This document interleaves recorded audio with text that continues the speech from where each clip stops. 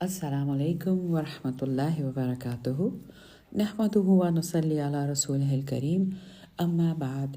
Wa a'udhu billahi minash shaitanir rajim. Bismillahir rahmanir rahim. Inshallah, today we are going to talk about Allah's name, the Rabb. In Surah Fatiha, Allah subhanahu wa ta'ala, the Surah Fatiha, the first chapter in Quran, Allah subhanahu wa ta'ala introduces himself to all of the mankind by saying, Alhamdulillahi Rabbil Alameen. He is Allah who is the Rabb of the Alameen. Alhamdulillahi, all praise and thanks belong to Allah, the Rabb of the worlds. So what does this word mean? Linguistically, when we talk about the word Rabb, Rabb can be used for human beings or it can be used for Allah. When it is used for human beings, it always comes in a combination. For example, we say Rabbul Bayt, the Rabb of the house, or Rabbul Siyara, the owner of the master of the car. In Quran also it is used in both the meanings. So what are the meanings? What is the meaning of the word Rabb? Now, in Arabic, from Arabic linguistic point of view, Rabb has 4 different meanings. Number 1, the ultimate owner, the one who owns, the one who controls. So if he is the ultimate owner, then it implies that he is also the ultimate creator. You cannot bring something into creation. When you bring something into creation, you are the owner of it. So Allah's ownership is complete and it's unconditional, right? When Allah subhanahu wa ta'ala created human beings, because he is the Rabb, he also created the environment that they needed, right? So first let's quickly go over the 4 meanings. Number 1, when we say Allah is the Rabb, Rabb means complete ownership, that he is the owner. When it comes to human beings, they are never complete owners, by the way. When we own a car, we buy it from someone. Human ownership is always transferred. When we buy a car from somebody, a house from someone, groceries, so we buy it from someone and then become its owner. But when we say Allah is Rabb, that means his ownership is complete, his ownership is absolute. He is the one who owns us completely, and that automatically implies that he is also the creator. Number 2, the second meaning in Rabb is the one who is obeyed. The one who is obeyed. For example, Rabbul Bayt, the master of the house, so is obeyed, or the CEO of a company, they are obeyed. In Surah Yusuf, when the prisoners were released, Yusuf alayhi salam said to those who were released, mention me to your Rabb. So Rabb is someone who is obeyed. So Allah is Rabbul Alameen. All the worlds are obeying Allah. All the worlds are obeying Allah. As we taught in yesterday, that the sun comes from the east, is obeying Allah. It never changes the rules. It cannot change the rules of gravity, the the season, the way Allah has ordained them. They are all obeying Allah. So Allah is the Rabb. Number 3, the one who takes care, the one who does tarbiyah. In Arabic, the word tarbiyah, because Allah, when we say he's Rabb, Rabb is the one who does tarbiyah. Now, what does tarbiyah mean? It's an Arabic word. Now, there is no equivalent word in English, so I'm going to try and translate it into English. Tarbiyah means to provide the resources of growth and upbringing. Tarbiyah means to nurture. Tarbiyah means to upbring. Tarbiyah means to enrich somebody, to enhance and improve the value of something. So the general application of tarbiyah means to supply knowledge, skills, adding quality by giving directions. You know how the parents, they provide tarbiyah to their kids, right? They are a perfect example of tarbiyah because they provide them with education, with things that they need, the environment that they need. So if when we say Allah is the one who does tarbiyah, so remember, he is the one who is the creator, nourisher, provider, the educator, the one who gives, who adds quality to life by giving directions. Let's take an example. And also, when we say tarbiyat, we cannot sustain our lives, our beings without Allah subhanahu wa ta'ala, because after He created us, He's also nurturing us. So this concept that God created mankind and left them to be on their own is not correct. Allah, who is our Rabb, He created us, and the Rabb is continuously following us. He's a living God. So our existence cannot be sustained until Rabb takes care of us, right? So Rabb gives us tarbiyah, which is physical, emotional, spiritual, and anything that we need. Let's take the example of Prophet Muhammad Sallallahu Alaihi Wasallam, the angels, the prophets that he sent. Subhanallah, Allah sent the prophets. He gave them the ability to teach. He gave them the guidance they needed in the form of message, in the form of holy scriptures. He gave them the opportunities to grow, and He guided them again and again through angel Jibreel alayhi salam, Gabriel alayhi salam. So He guided them. So Rabb is the one who does tarbiyah. So number one was Allah. When we say He's Rabb is the one who is the ultimate owner. Number two, Rabb is someone or something or a being that is obeyed. Number three, Rabb is someone who takes care of you, who does tarbiyah of you, who nourishes you, who provides you resources for growth and upbringing. He nurtures you, He enriches you, enhances your ability and improves the quality of your life by providing knowledge and skills and adding quality by giving directions. Number three. Number four, Rabb is someone who gives you abundantly. So the fourth meaning is mun'am. Mun'am means the one who gives you in'am.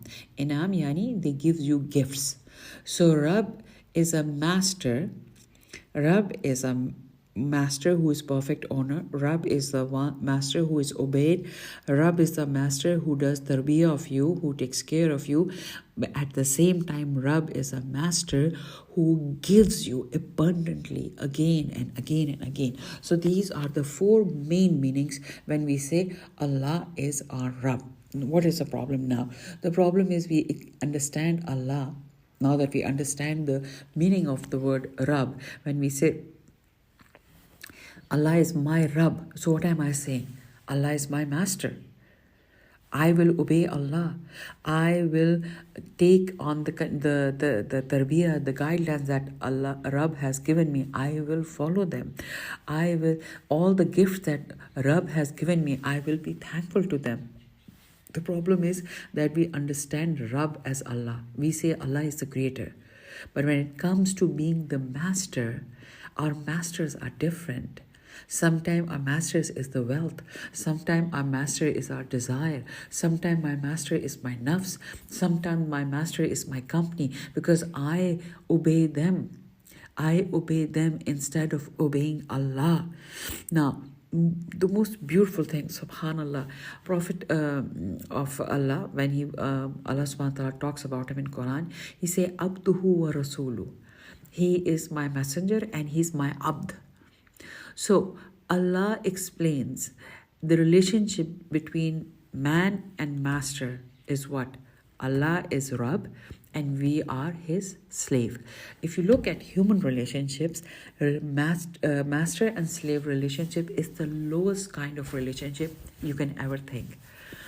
Right? So we have different relationships. We have relationship of parents and children, teacher and student, boss, employer and employee. What is my relationship with my Rabb? He is master and I am slave. Why this relationship? Because in those days, slaves were owned by the masters, right? But in human relationship, when a slave is owned by the master, they were given the least amount of food, the worst kind of housing. But when it came to time and proximity to their master, They would spend 24 hours, 24/7, they were with their master. They were at the disposal of their master. Whatever the master told them, they had to do it. So Allah subhanahu wa ta'ala took this relationship, the lowest of the lowest relationship, and brought it to new heights.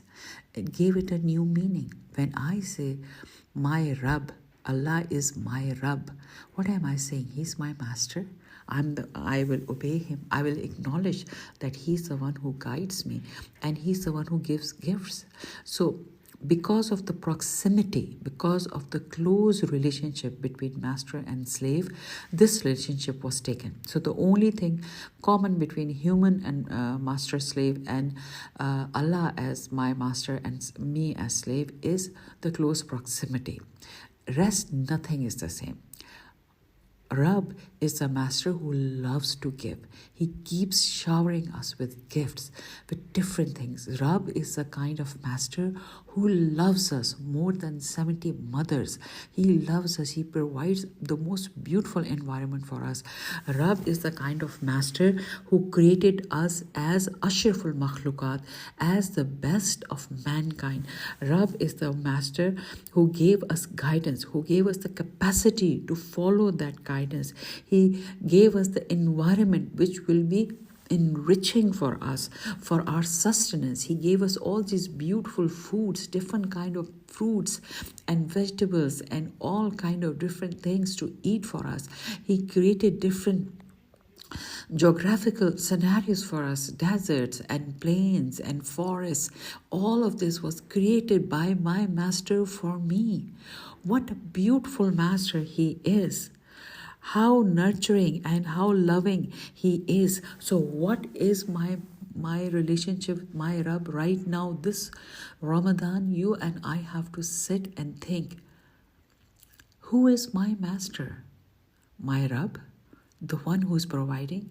And the Rabb is kind of master who provides no matter who you are, whether you're a believer, disbeliever, atheist, Buddhist, it doesn't matter to Rabb. He's providing. That is the master you and I have. This is such a beautiful relationship. You know, in human relationship, when keep asking even parents, they get fed up. If we keep asking our employer or our best friend for things again and again and again, they get fed up. Rabb, your Rabb and my Rabb, he loves it. When we ask him, when we make dua to him, he loves it. When we ask him again and again and again, we turn to him. We turn to him with humility, and we turn to him with love, and we turn to him with yearning. Oh my Rabb, I love you. Oh my Rabb, I need this. He will give it to you. He will provide it for you. And if in his wisdom he doesn't provide it for you, he will give you something in lieu of that. Or he will keep the reward on the day of judgment so that you will say, I wish none of my prayers were accepted. Subhanallah. So what is my relationship with my Rabb? That is the question I need to ask myself, and I have to teach my generations who are coming and my loved ones. The real master is Rabb. We are obeying masters which are fake. We are obeying masters which are temporary. We are obeying masters which do not even have complete control on their own lives. The only master who is absolute master, who loves us unconditionally, who owns us completely is Rabb. Your Rabb and my Rabb, a living God who is continuously watching over us, continuously listening to us, continuously saying how much we are struggling, and then providing the means for us to become successful. Who am I to give up hope? Who am I to get depressed? When I have my Rabb 24/7, I can talk to him directly. I can ask to him directly without any wasila, without any interlink between us.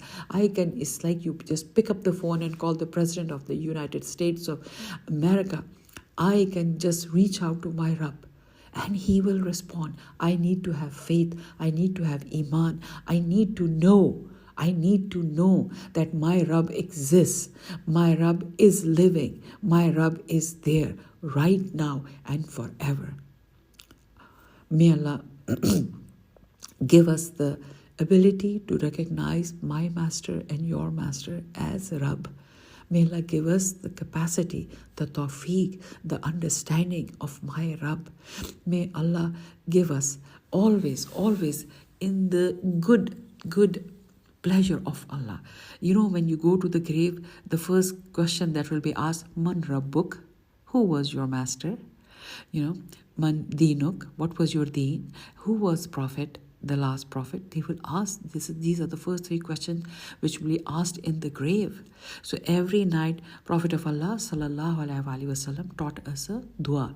Raditu billahi rabban wa islamu deenan wa Muhammad nabiyun. I am rida, I am content, I am happy that Allah is my Rabb. I am happy, I'm content, I'm pleased that Islam is my deen, my way of life. And Prophet Muhammad sallallahu alaihi wasallam is my prophet. He is my role model. He is my idol. I follow him. I do ittaba of him, inshallah ta'ala. So I'll stop here. Wal asr innal insana lafi khusr illa alladhina amanu wa amilus salihati wa tawasaw bil haqqi wa tawasaw bis sabr. Nastaghfiruka wa natubu alayk. If you understand anything, it's a mercy of Allah. If I made a mistake, may Allah forgive me. Assalamu alaikum wa rahmatullahi wa barakatuh.